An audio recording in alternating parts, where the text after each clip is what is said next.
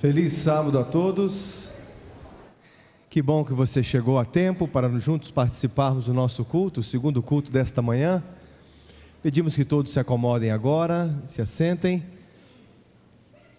Nós queremos agradecer a presença de todos vocês.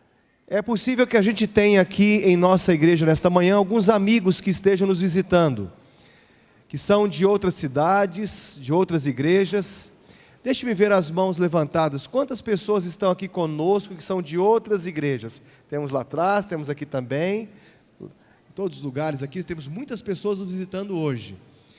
Deixa-me pedir um favor. Você que levantou a sua mão, por gentileza, eu gostaria que você ficasse em pé, só para que você pudesse receber um abraço dos nossos queridos irmãos que estão aqui. Então, todos aqueles que estão nos visitando, levantaram a mão, por gentileza, fique em pé agora. Eu gostaria que você recebesse o cumprimento da nossa igreja. Nós temos ali pessoas aqui no meio também. Muito bom. Olha quantas pessoas estão nos visitando nesta manhã. Você que é membro da igreja, dê um abraço bem carinhoso, um cumprimento cordial aos nossos amigos que estão nos visitando. Sejam muito bem-vindos.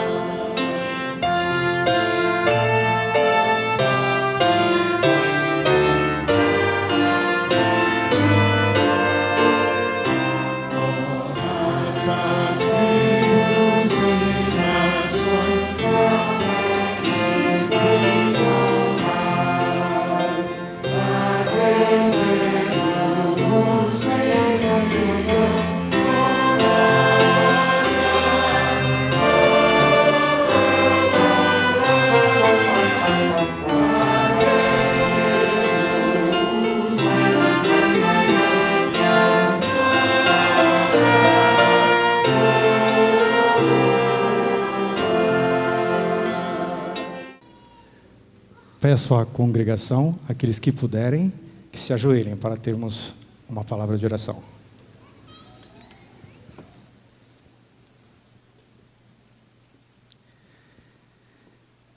Querido e bom Pai que estás nos céus, obrigado, Senhor, por mais esse dia de vida. Obrigado, Senhor, pelo privilégio de podermos estar aqui na sua santa casa de oração para podermos adorar e aprender mais de Ti. Venho lhe pedir uma bênção especial a cada pessoa que se encontra aqui nesta manhã.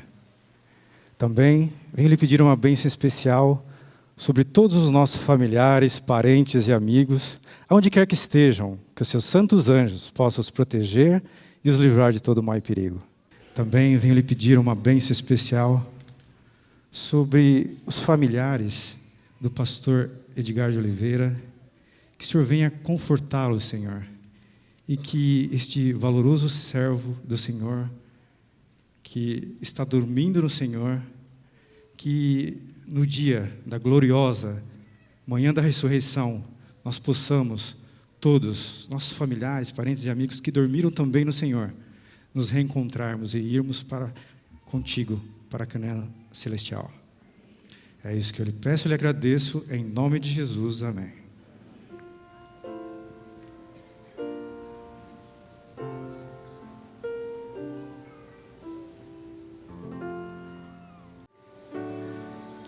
Muito bem.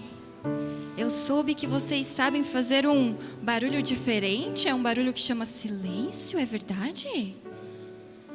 Olha que sábado passado eu ouvi esse barulho, eu quero ver esse sábado de novo. Olha lá, muito bem. Bem, vocês sabem que houve uma época em que o povo de Israel era escravo no Egito.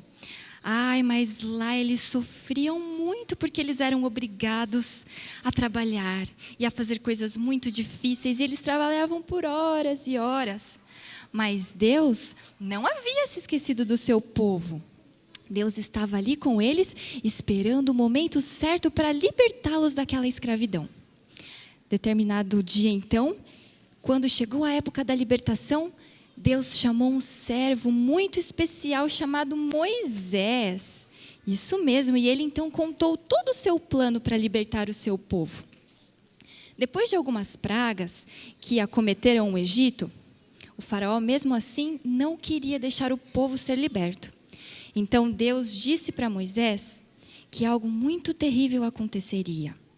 O filho mais velho de toda a terra de Israel pereceria. Mas Deus, mais uma vez, não se esqueceu do seu povo. Ele queria proteger os filhos mais velhos do povo de Israel. E para isso, ele pediu então que cada família separasse um cordeirinho bem lindo, bem perfeito como esse daqui, fizesse o sacrifício e usasse o seu sangue para marcar os umbrais, ou seja, as laterais das portas das casas. E quando o povo de Israel fazendo esse sinal, na época em que o anjo mau passaria para levar os filhos mais velhos, o anjo então protegeria a casa dos israelitas. Por quê? Porque estava marcada com o sinal do sangue do cordeiro. Essa história, crianças, mostra para a gente como Deus é maravilhoso. E vocês sabem que hoje mesmo, Ele também quer nos livrar da escravidão? Nós somos escravos não como o povo na época do Egito, mas tem coisas ruins aqui nessa terra que também nos escravizam, como o pecado, coisas ruins que acontecem com a gente. E para isso, Deus enviou um cordeirinho muito especial, o mais especial de todos. Ele enviou o seu filho para que ele fosse sacrificado, para que hoje nós também fôssemos libertos do pecado. E se nós aceitarmos a Jesus como o nosso cordeiro, nosso salvador, nós podemos viver com ele para sempre lá no céu. Amém? Vamos orar agora? Todos em posição de oração, vamos lá. Querido Pai do céu, graças te damos pela Páscoa, graças te damos por Jesus ser o Cordeiro que tira o pecado do mundo. Que o Senhor continue conosco durante este culto, em nome de Jesus. Amém.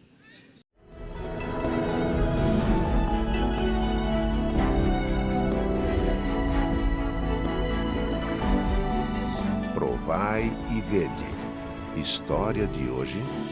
Alguém está orando. Caros irmãos, temos o privilégio de sermos a equipe distrital de mordomia para esta igreja e para esse distrito. No próximo sábado faremos o lançamento da jornada número 5 E, sem dúvida, grandes milagres irão acontecer na vida de cada membro e também será uma bênção para a vida de cada um de vocês que irão participar dessa jornada. Amém?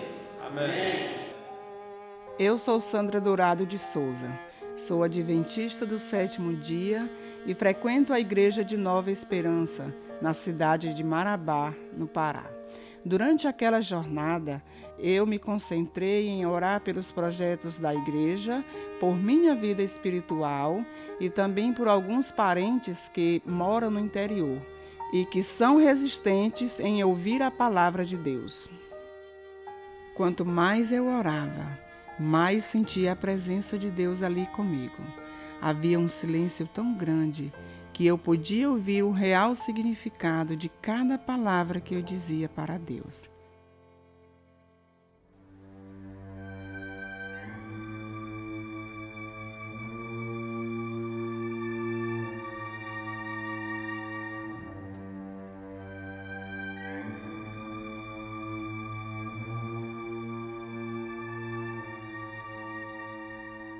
Será que é o Zé que tá lá fora?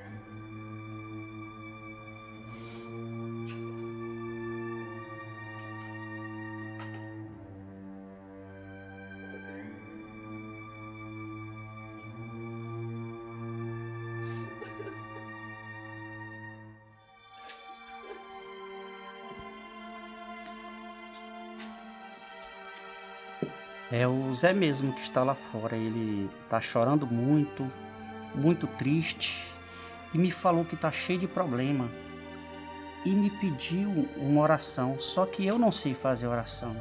Vai lá você mesmo e faz. Eu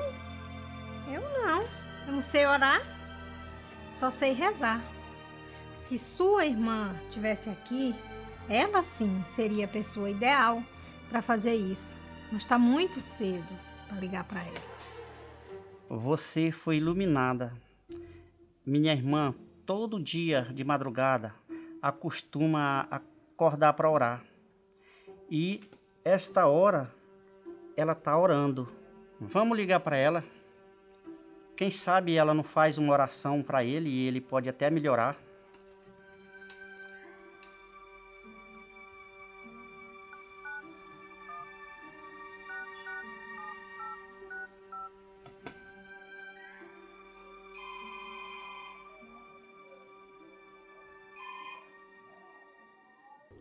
Alô, Renato. Aconteceu alguma coisa? 5h30 da manhã, meu filho. Mas ele chora muito. Tá muito deprimido. Então você fez a coisa certa de ter ligado, que justamente agora estava fazendo a minha jornada espiritual. Então chame a Maria e peça para ela pegar a Bíblia. Isso.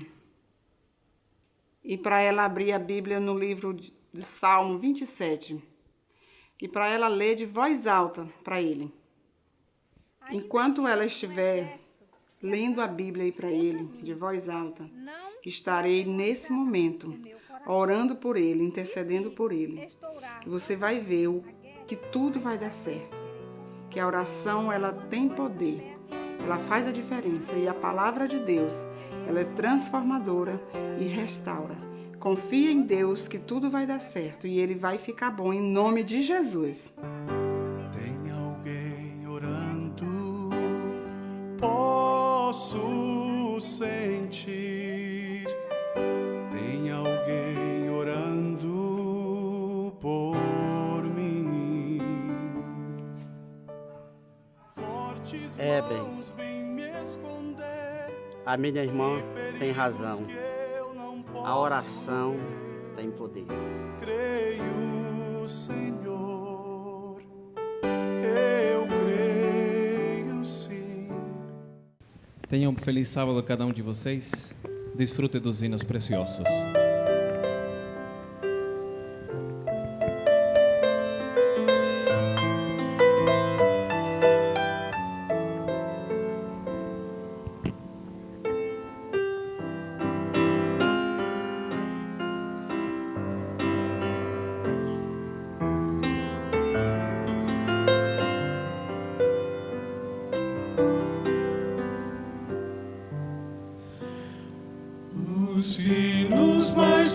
preciosos queremos relembrar aqueles que exaltam o grande amor de Deus, as belas melodias que descrevem sua paixão. Jesus morreu por mim, depois ressuscitou, em breve vem outra vez. Você teria coragem de sacrificar o seu próprio filho para que pudesse salvar a muitos? Eu não sei se eu teria coragem de fazer isso, mas o fato é que nós não gostamos de sacrificar aquilo que nós amamos, as pessoas que nós amamos, em favor das pessoas que nós não sabemos se vão ou se não vão nos amar. O fato é que Jesus Cristo, Ele morreu na cruz e o Pai Celestial, Ele nos deu o seu Filho como sacrifício para nos salvar. Uma certa ocasião, alguém contou que Alexandre o Grande, quando estava sentindo a proximidade da sua morte, ele pediu 3 coisas, ele queria realizar 3 últimos desejos. E ele começou a dizer o que ele gostaria que acontecesse antes da sua morte. E Alexandre o Grande disse: antes de eu morrer, como o primeiro grande pedido que eu faço, eu gostaria que o meu caixão fosse transportado pelas mãos dos médicos do meu tempo. Segundo, ele queria que fosse espalhado no caminho até o seu túmulo os seus tesouros conquistados, como a prata, o ouro e as pedras preciosas. E como terceiro desejo, ele disse: eu gostaria que quando eu morresse, eu fosse transportado com as minhas 2 mãos fora do caixão, que as 2 mãos fossem deixadas balançando no ar, à vista de todos. Um dos seus generais, admirado com esse desejo insólito, perguntou a Alexandre quais eram as razões desse pedido. E então Alexandre o Grande respondeu: primeiro, eu quero que os mais iminentes médicos carreguem o meu caixão, para mostrar que eles não têm poder de cura perante a morte. Segundo, quero que o chão seja coberto pelos meus tesouros, para que as pessoas possam ver que os bens materiais aqui conquistados, aqui permanecem. E em terceiro lugar, eu gostaria de realizar o desejo: quero que minhas mãos balancem ao vento, para que as pessoas possam ver que de mãos vazias viemos e que de mãos vazias nós partimos. Se a nossa vida, queridos amigos, se a nossa vida se resumisse só a esta terra, nós seríamos os mais miseráveis pecadores e seres humanos do universo. A Páscoa era uma festa da primavera. A primeira Páscoa foi celebrada no momento em que o povo de Deus estava saindo do Egito. A orientação era que um cordeiro fosse imolado, e aquele cordeiro deveria ser sacrificado, assado e comido. O sangue daquele cordeiro deveria ser passado em ambas as ombreiras e na verga superior da porta. E aquele sinal era um sinal de livramento, era um sinal de libertação. Deveriam comer com ervas amargas, deveriam comer com sandálias nos pés, os lombos cingidos, deveriam comer rapidamente, simbolizando a rápida saída do povo do Egito. As ervas amargas simbolizavam a penosa experiência que o povo de Deus teve ali no Egito. E eles deveriam sair rapidamente.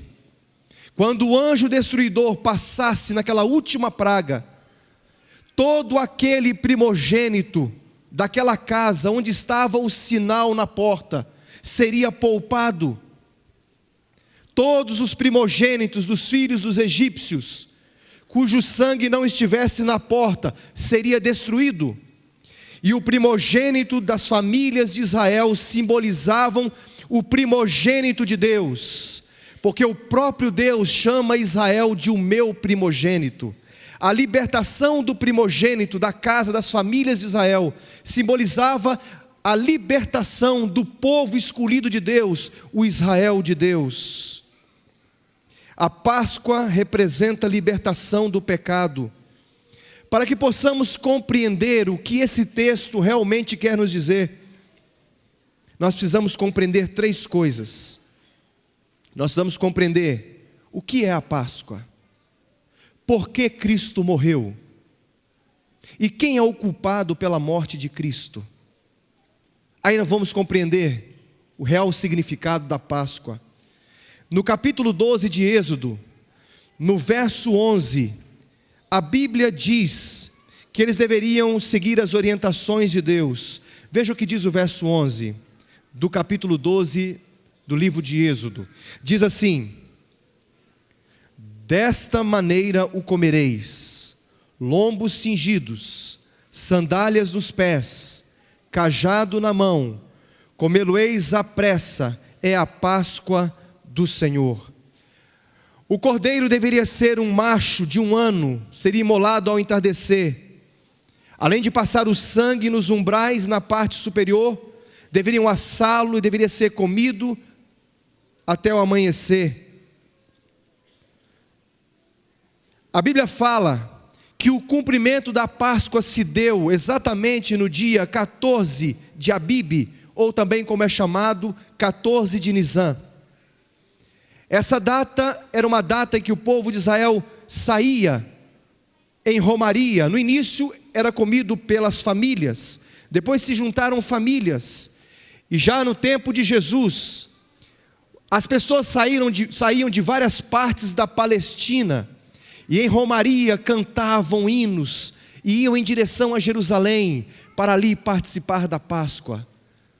O dia 15 de Abibe era o sábado cerimonial, todos descansavam, era um feriado, e as pessoas comemoravam aquele sábado, adorando e louvando a Deus.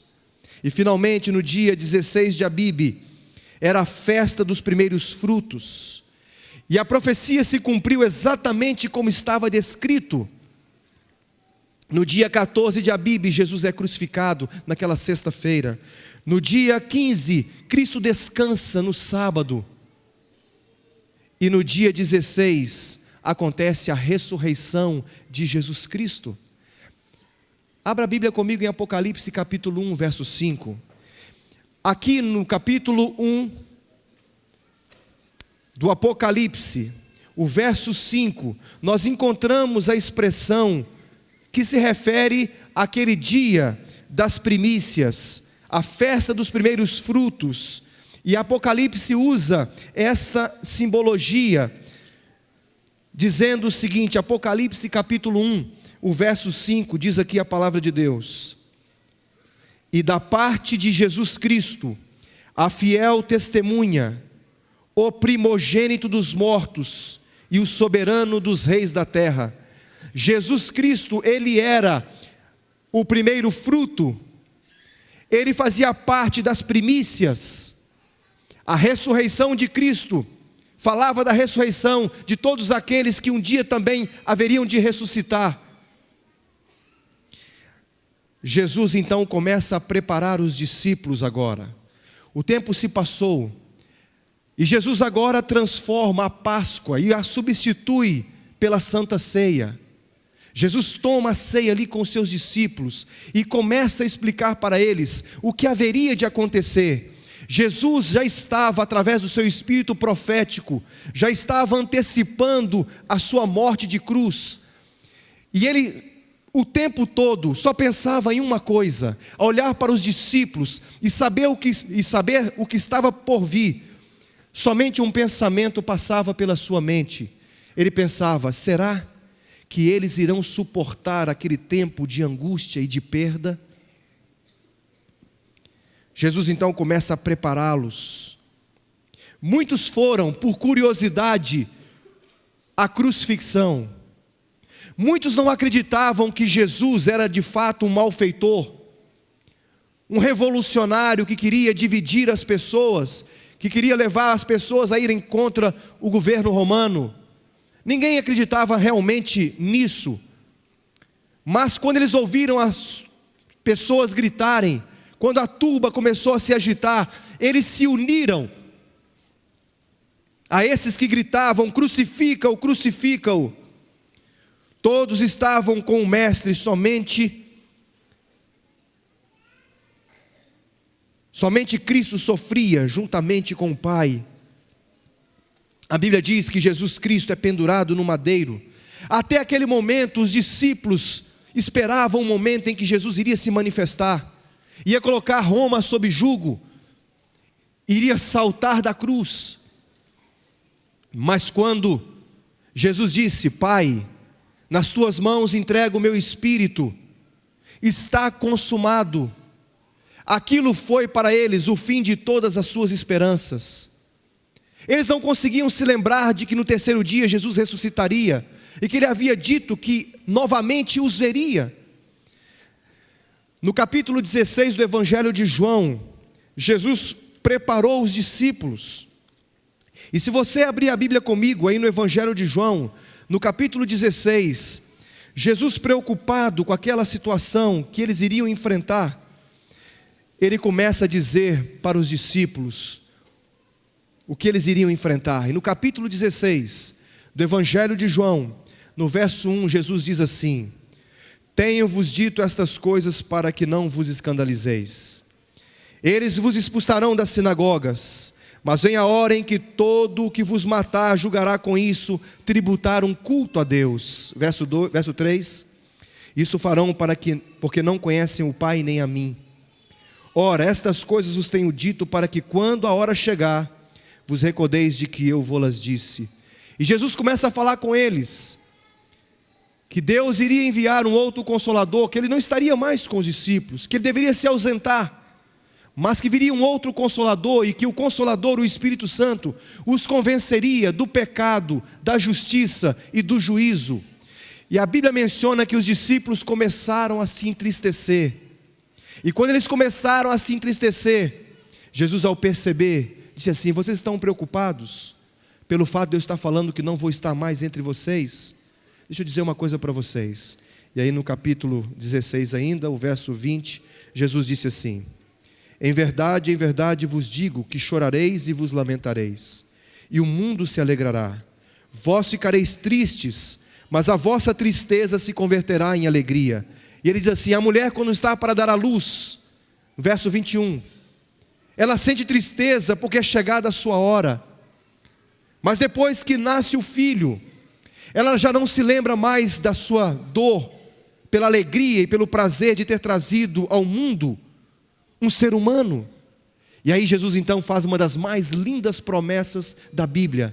Ele diz assim: mas outra vez vos verei. Jesus disse para os discípulos que os veria novamente. Aqui Jesus estava falando sobre 3 momentos. Jesus falava de um momento em que os veria novamente no terceiro dia, na sua ressurreição. E aí estaria com eles ali no cenáculo, encontraria com os discípulos no caminho de Emaús. Outra vez vos verei. Mas Jesus falava também de um outro momento. Jesus falava daquele momento em que ele vai se manifestar nas nuvens dos céus com poder e grande glória. Ele falava daquele momento que ele iria se manifestar vindo com as trombetas tocando, e todos aquele séquito de anjos vindo para a terra para buscar os remidos. Ele falava desse momento glorioso de Apocalipse capítulo 1 verso 7, quando diz Eis que vem com as nuvens e todo olho o verá, até aqueles que o traspassaram. Mas Jesus também falava de um outro momento. Jesus falava de um momento que nós estamos vivendo agora. Jesus falava exatamente dessa hora que nós estamos aqui. Quando Jesus estava sendo assunto aos céus, estava subindo, diz a Bíblia assim que uma nuvem o envolveu. E Jesus deixando os seus discípulos, e os seus discípulos olhando para o Mestre, Jesus disse para eles assim: não se preocupem, não fiquem preocupados, eu estou indo. Mas Jesus disse assim para eles: eis que eu estou convosco todos os dias, até a consumação dos séculos. Jesus disse que estaria conosco todos os dias, na pessoa do Espírito Santo. Todos os dias Ele viria nos visitar na pessoa do Espírito, e Ele estaria conosco, e Ele nos veria novamente. Eu não sei, querido amigo, você que chegou aqui à igreja nesta manhã, ao você chegar aqui, ao se assentar nesses bancos da igreja, Jesus já estava aqui esperando por você. O Espírito Santo já estava aqui para recebê-lo. Aliás, quando você se acordou hoje e você respirou, aliás, você estava respirando, né? Porque senão você estaria morto agora. Mas você estava acordando quando o Espírito Santo lhe disse: filho, vamos para a igreja. E você aceitou o convite do Espírito Santo, e hoje você está aqui. Na pessoa do Espírito Santo nós estaríamos sempre com Jesus. Ah, meu querido amigo, Jesus foi crucificado. Ellen White, no livro Desejado de Todas as Nações, ela diz assim: as circunstâncias podem nos separar de todos os amigos terrestres. Nenhuma, porém, nem mesmo a distância nos pode separar do celeste Consolador. O Espírito Santo está aqui, queridos. E eu tenho certeza absoluta que o Espírito Santo está trabalhando de uma forma muito poderosa e forte na vida de algumas pessoas que estão aqui nesta manhã. Mas por que Cristo morreu? Quem é o culpado pela morte de Jesus? Para muitos, esta é uma pergunta simples de ser respondida. Quem é o culpado? Talvez alguns dizem o seguinte: Jesus não morreu. Jesus foi morto, executado publicamente como um criminoso. Foram os soldados romanos que o mataram.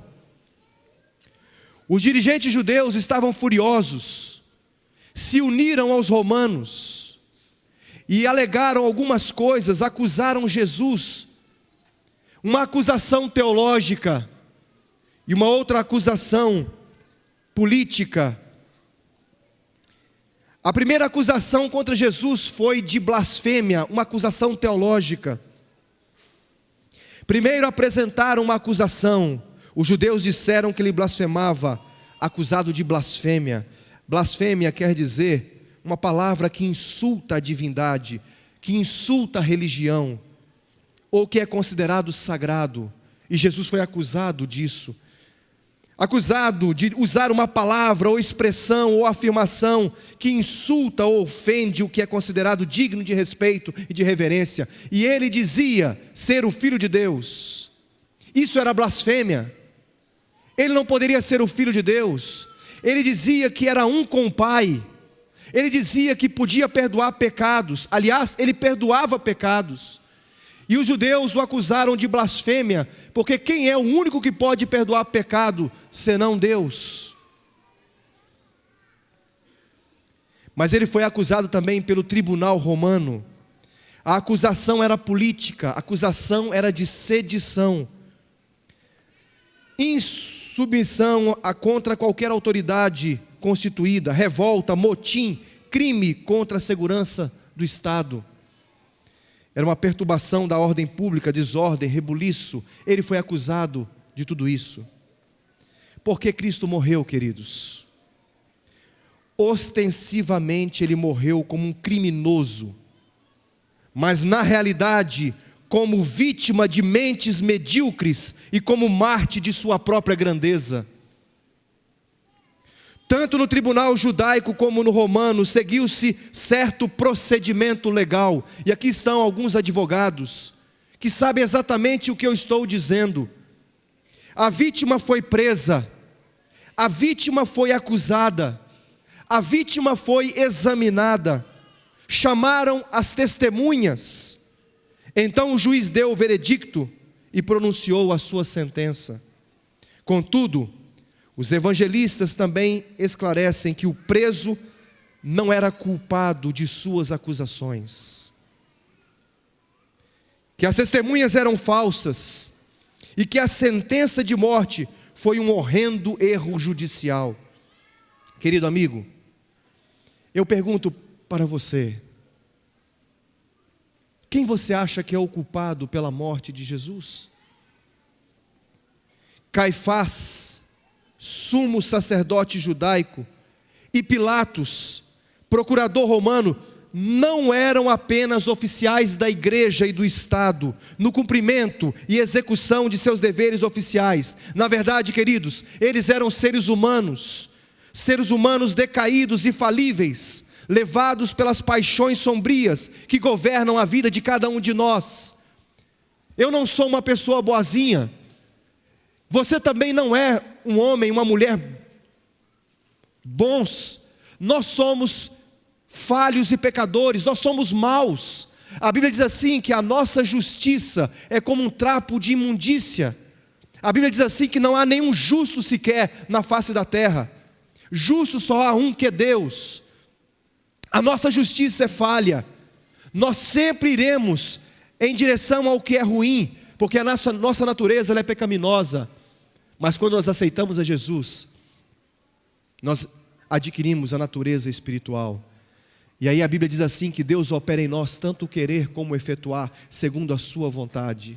E aí tanto o desejo de fazer as coisas boas, como o poder para cumprir aquilo que Ele nos pede, Deus passa a nos dar. Ele toma conta da nossa vida. Quem foi responsável de forma imediata pela morte de Jesus? Você poderia dizer assim: quem foi responsável pela morte imediata de Jesus? Foram os soldados romanos.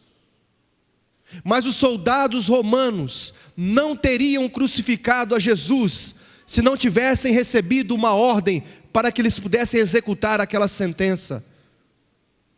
Eles simplesmente estavam cumprindo uma ordem, cumprindo um mandado. Eles tinham que matar a Jesus porque eles tinham que seguir as ordens dos seus superiores. Se Pilatos não tivesse dito para eles para matarem a Jesus, muito provavelmente eles não teriam matado a Cristo. Então a culpa é de quem? A culpa era de Pilatos, que era um dirigente, o governador romano, o procurador. Ele era culpado. Ele poderia ter evitado que isso acontecesse. Na verdade, ele poderia ter evitado entregar Jesus, assim como Jesus também poderia ter evitado ser sacrificado. Mas Jesus Cristo voluntariamente se doou. Ele escolheu. E Caifás também. Se Caifás não tivesse entregado Jesus para as autoridades romanas, Jesus não teria sido morto. Então, na verdade, queridos, a culpa era de Caifás, porque Caifás era um líder religioso. E na verdade, quando Jesus falou sobre Caifás, ele disse assim: olha, você, falando para Pilatos, você tem pecado, mas quem te entregou, quem me entregou a vocês tem pecado maior. Caifás tinha um pecado maior, ele era líder religioso, mas essa culpa era estendida ao sinédrio e a todo o povo judeu que estava ali agora condenando Jesus. Mas Caifás não teria entregado Jesus para Pilatos se Judas não tivesse traído a Cristo.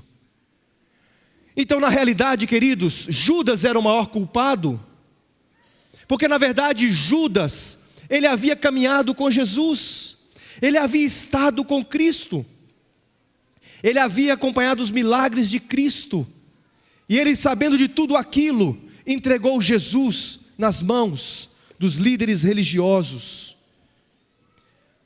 Jesus foi humilhado, queridos. Os evangelistas na Bíblia, eles não falam dos detalhes da crucifixão. Podem observar. A única coisa que eles mencionam é: e o crucificaram. Só isso. Mas nós sabemos o que significava o castigo. O primeiro castigo era aquelas 39 chibatadas. Joséfo declara que na época da destruição de Jerusalém, na época das guerras púnicas, que foram as guerras entre Roma e Cartago, nessa ocasião, a crucifixão era feita em massa. E Joséfo disse assim, que não havia espaço suficiente para as cruzes, e nem cruzes suficientes para os corpos. A crucifixão era uma morte por tortura. O objetivo era que o indivíduo agonizasse todo o tempo que fosse necessário. E há registro de pessoas que ficaram agonizando até 8 dias na cruz. Mas começava com uma chibatada, com as 39 chibatadas, e haviam vários tipos de chicotes. E começavam com os mais leves, até chegar aos mais graves. E havia um deles, e era muito comum naquele tempo, colocarem chicotes com pedaços de ossos, pedaços de metais, pedaços de couro nas pontas desses chicotes. E quando eles batiam na carne do condenado, e eles puxavam aquele chicote, pedaços da pele do condenado vinham juntamente com aqueles pedaços de metais e ossos. Indescritível era a dor que eles sentiam. Eles colocavam a pessoa despida. O costume era carregar aquela parte transversal da cruz, amarrado, durante todo o percurso. No caso de Jesus, muito provavelmente, ele carregou a cruz inteira. E quem sabe um pouco antes ou um pouco depois daquele percurso, Jesus não suportou o peso da cruz e ele caiu, até mesmo porque estava enfraquecido pelos julgamentos das noites anteriores. E ele caiu, e um Simão, chamado Simão, lá da cidade de Cirene, no norte da África, foi chamado para auxiliar. Mas ele era despido para sua vergonha. Não havia coisa pior do que morrer na cruz. Era a pior maldição para um ser humano. Um cidadão romano jamais poderia morrer uma morte de cruz. Por pior que ele fosse, ele não podia ser crucificado. Mas, queridos, a Bíblia menciona que Jesus foi morto, Jesus foi despido. Isso era o costume da época. As mulheres eram crucificadas de costas para a multidão. Os homens eram crucificados de frente para a multidão. Além do escárnio, a Bíblia relata alguns detalhes, dizendo que ele foi coroado com a coroa de espinhos, deram-lhe um caniço no seu braço direito, batiam na sua cabeça, vendaram os seus olhos, batiam em sua cabeça, cuspiam em seu rosto, se ajoelhavam na sua frente e diziam assim: quem é que está diante de você te adorando? Zombavam de Jesus. E Jesus estava ali, determinado a cumprir a sua missão. Quando eles eram crucificados, os braços abertos, havia uma espécie de uma madeira rudimentar que era colocado na cruz para que o corpo não pendesse. Um buraco que era feito ali, onde a cruz deveria descer. Quando a cruz levantava com o condenado, ela caía naquele buraco e as suas peles, as suas mãos se rasgavam. Um pé era posto sobre o outro e um cravo atravessava ambos os calcanhares. Logo o sangue jorrava das mãos e dos pés. Havia a manifestação do tétano. Com a perda de sangue havia uma paralisação da circulação sanguínea. A pessoa delirava na cruz. De manhã, durante o dia, o sol quente queimava a carne do condenado, e durante a noite um grande frio cortante assolava a vida do nosso Senhor Jesus Cristo. E ali Jesus estava, queridos, pensando em mim, pensando em você. Parece que não, mas Jesus, ele é onisciente. A Bíblia diz assim que nenhuma folha cai de uma árvore, nenhum pardal, nenhum passarinho voa nesse planeta, nenhum fio de cabelo que existe em nossa cabeça Deus deixa de ter ciência. Então, quando ele morreu na cruz, ele estava pensando em mim. Ele estava pensando em você, querido. Você pode compreender esse amor? Você pode compreender? Não dá para poder perceber a grandiosidade desse amor. Jesus Cristo foi crucificado. O corpo não podia ficar no dia de sábado ali, na cruz. Os judeus tinham que guardar a lei. Os radicais estavam mais preocupados com a forma da lei do que o sentido da lei. E eles disseram: o corpo desse homem não pode ficar no madeiro, porque nós temos que guardar o sábado. E chegavam ali e davam um golpe de misericórdia. Pegavam um pedaço de madeiro, um martelo, e quebravam as pernas do condenado. Quando eles quebravam as pernas do condenado, o corpo pendia, não havia sustentação, e o indivíduo morria asfixiado, agonizando. Nesse pormenor, a morte de Jesus fugiu à regra também, porque a Bíblia diz assim, que nenhum osso seria quebrado do Cordeiro de Deus que tira o pecado do mundo. Mas Jesus morreu ali naquela cruz, queridos. Ah, meu querido amigo, Pilatos entregou a Jesus para os soldados por covardia. Os judeus entregaram Jesus por inveja. Judas entregou a Cristo por amor ao dinheiro. Será que nós temos trocado Jesus por alguma coisa em nossa vida? Nós temos realmente priorizado Jesus em nossa vida?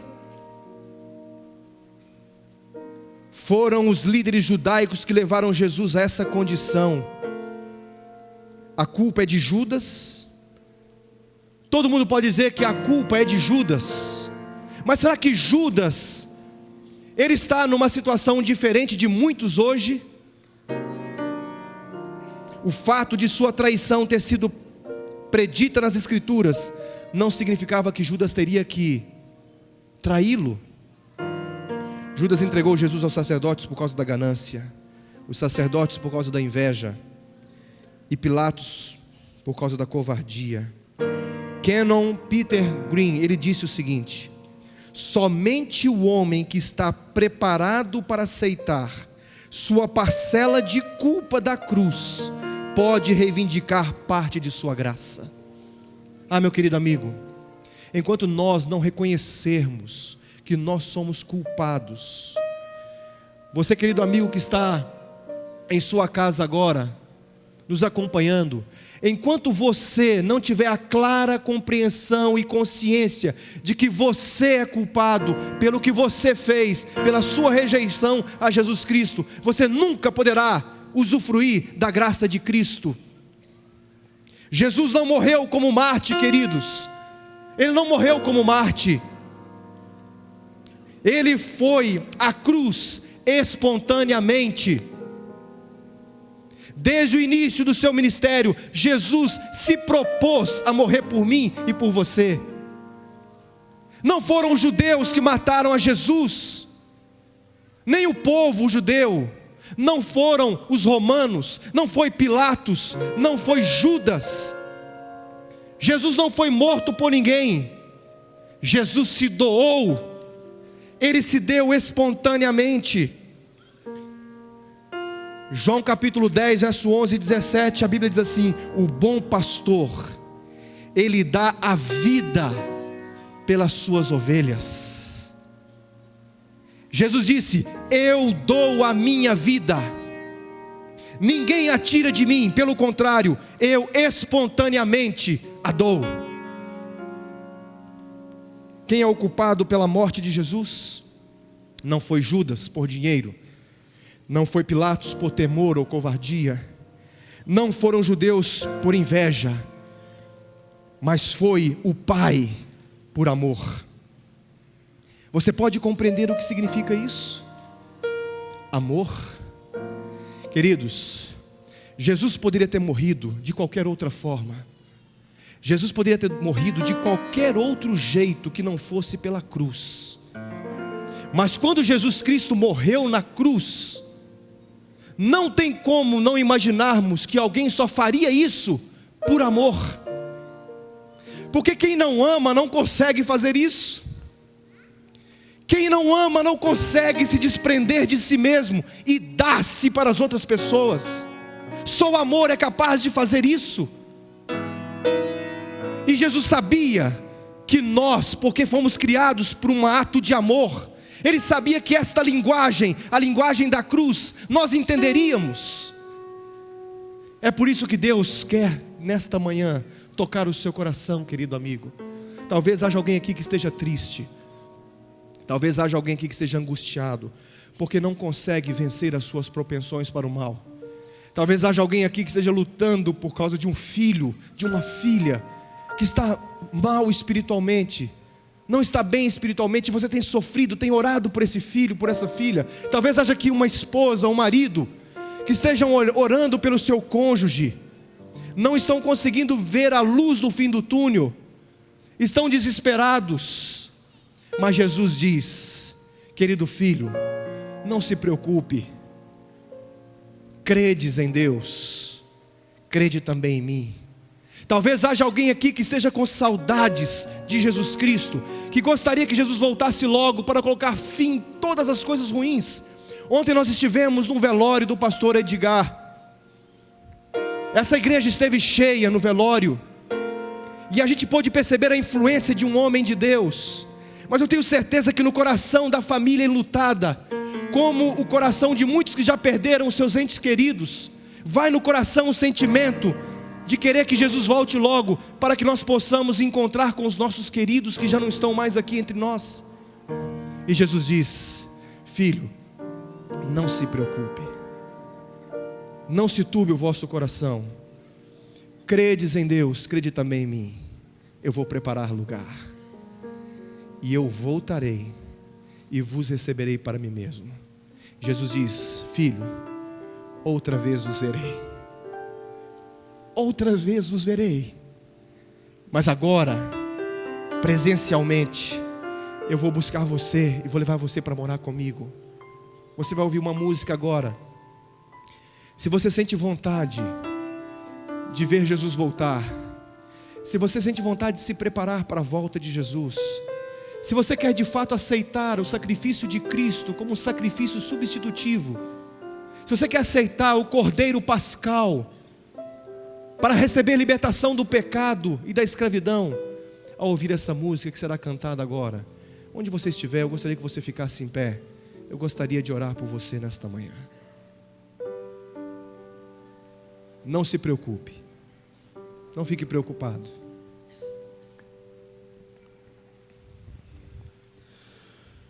O coração não se turbe, crede sempre em Deus, crede em mim. Há mansões na casa de meu Pai,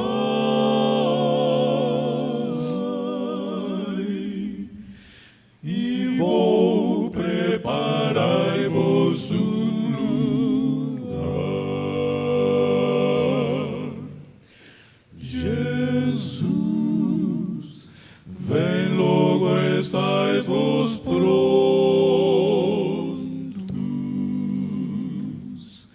Jesus, vem logo, estais-vos prontos.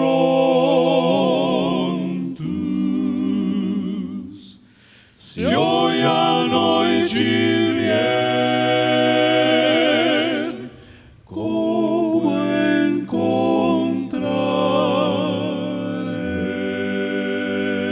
encontrareis?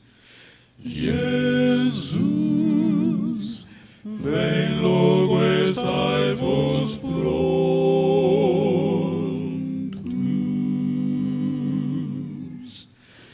Que és o que esperas de mim? Todo te lo ofrece el Señor. Con amor te da su vida entera.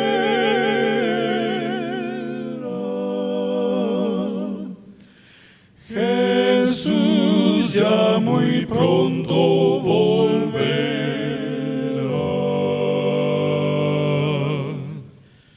Jesus, vem logo, estais vos prontos.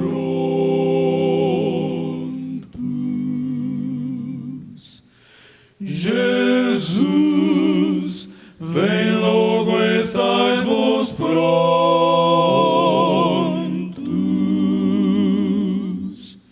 Se hoje a noite vier,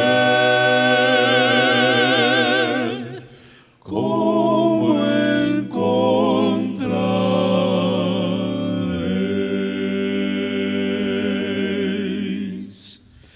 Jesus, vem logo, estais vos prontos.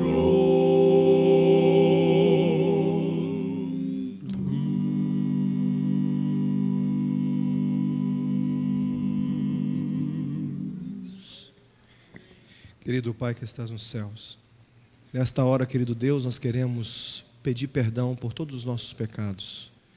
Queremos nos entregar a Ti, Senhor, para que possamos ter os nossos pecados perdoados, para que um dia possamos morar contigo na Canaã celestial. Que o Senhor possa abençoar a cada pessoa que veio aqui nesta manhã. E que através do Teu Espírito o Senhor possa estar com aqueles também que nos acompanharam pela internet, através do canal Viva 7. Que todos nós possamos sentir a Tua bênção e a certeza de que tivemos um encontro contigo. Prepara-nos para um dia nos encontrarmos com Jesus quando Ele vier nas nuvens dos céus. É o nosso mais sincero desejo, querido Pai, e nós te pedimos em nome de Jesus. Amém.